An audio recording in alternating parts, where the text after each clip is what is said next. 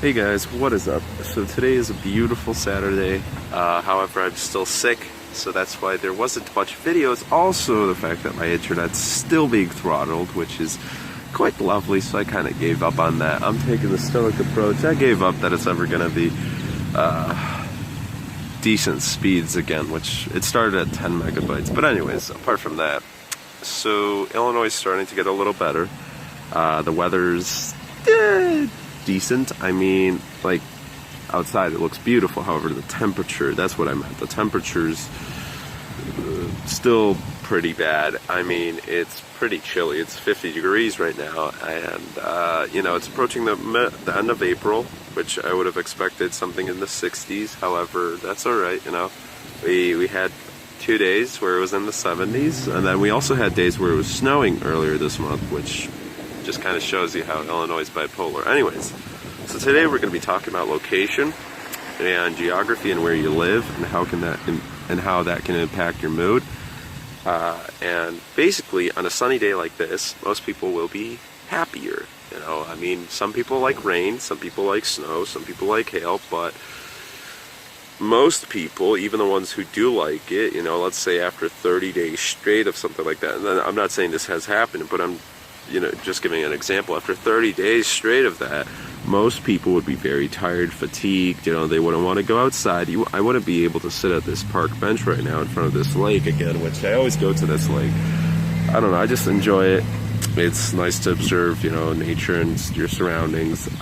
So most people wouldn't be able to sit right now here under a shit ton of rain or under a shit ton of snow because it wouldn't be comfortable and they'd be cold and you wouldn't want that. So basically, it's all about location. Now, some people may have been born into a terrible state or terrible country, as in both the weather could be bad, or the economy could be bad, or there's corruption, or there's a lot of wars, or, you know, there's just a lot of conflict somehow in your area. So some people may have been born into that. Others may have moved there because of a job or school or some opportunity that was presented to them.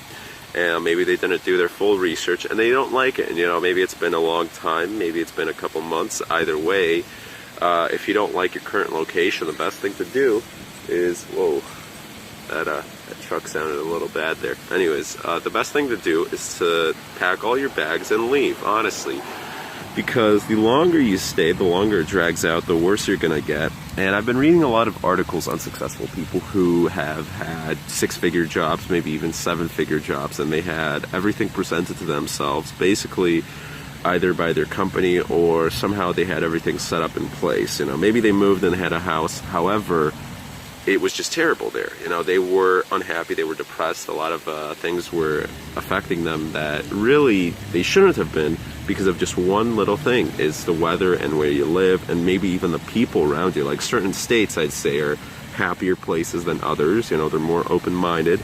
I'm trying not to stereotype, but let's say, I'm just saying that there's differences between, let's say, California and New York, or Illinois and Idaho. Like, you're gonna have different people. You're gonna have people who in one place may have been used to city life, while in another they're used to country life, and that impacts them both in their political views and in their, I shouldn't have used the word both, that impacts them in their political views and their religious beliefs, maybe in their beliefs about the educational system, their beliefs about just everything. You know, they could be conservatives or they could be liberals, just based on where you were born, when you were raised, and how everyone around you reacted. So if you don't like your location, let's say I don't like Chicago particularly. I mean, it's not a bad city, but it could be worse. It could be like Detroit, or it could be somewhere where there's a lot more stuff going on. It's corrupt,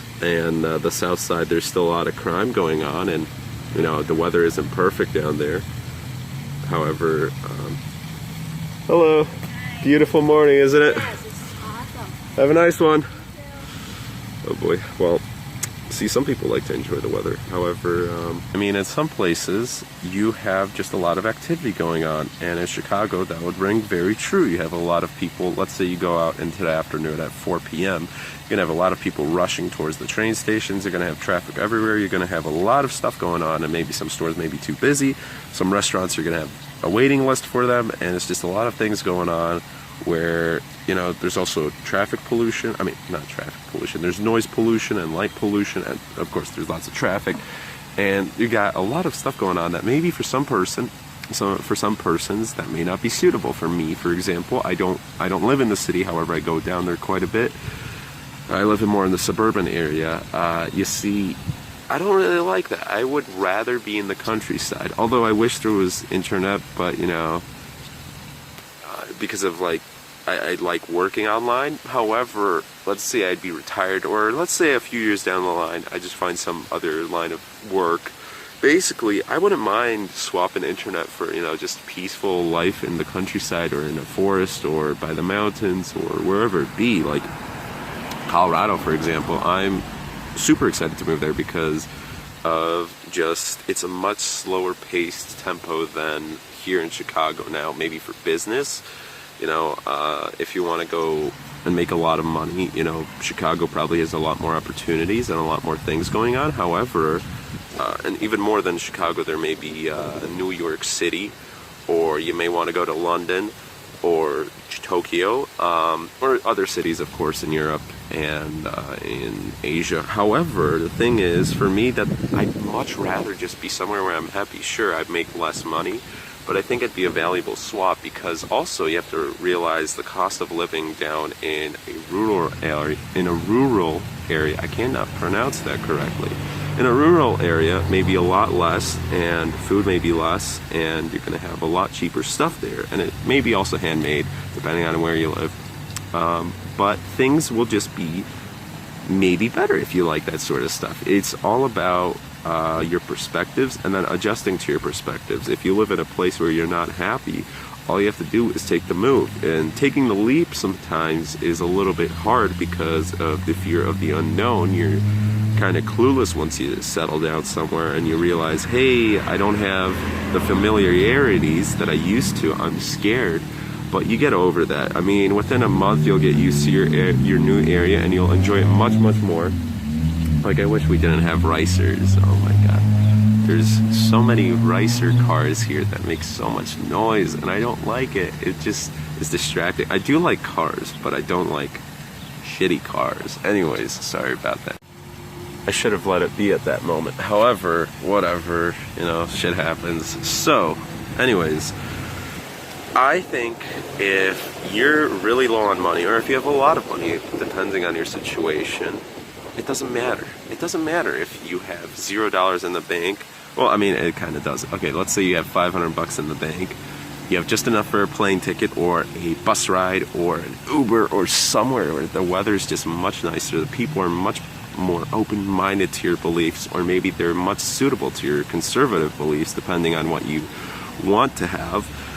Go there. I mean, explore the world, explore new cultures. There's a lot more fun things going out there, especially if you don't know about them. I mean, there is so much to do in this world and so much to see and so much to adventure that I honestly think if you're not the explorer type, and if you're not the adventurer type, and if you're not curious at all, I still believe that it'll slightly change you and improve you if you do decide to make the change and go out and see some things. And you might like this area, or you might, let's say you grew up somewhere where it was snowing all the time and you want to live in the tropics. Well, take a visit down there and see if you like it. If you do, stay there and figure out from then on what are you going to do.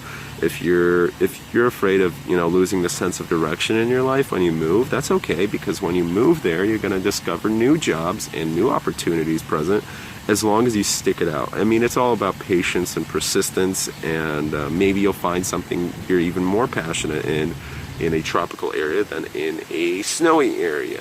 Or it could be vice versa. Maybe you lived in a tropical area all your life and you don't like it because it's way too hot, and you'd want to live somewhere where you can try out skiing. Maybe skiing is going to be your new passion, so try it out. It doesn't hurt. I mean, the only thing that does hurt is not pursuing these curious thoughts and never figure out if you liked it or not. Because at that point, you know, when you become old, the only thing you're gonna regret is the fact that, sure, you maybe lived a comfortable life, but you wish you tried out some risky things because you never knew, you never discovered. And who knows, maybe life could have turned out a whole lot different. Maybe you could have been a happier person. Maybe a lot more cooler things could have happened in your life, but now you regret it. So you don't want to end up like that. Try it out, see what happens. The summer's approaching. It's the perfect time to explore the world and see what's going on out there. So anyways, I wish you guys the best of today and the weekend, and enjoy the rest of April, and enjoy your lives. Just be happy with the simple things, and see what's going on out there. So peace, namaste.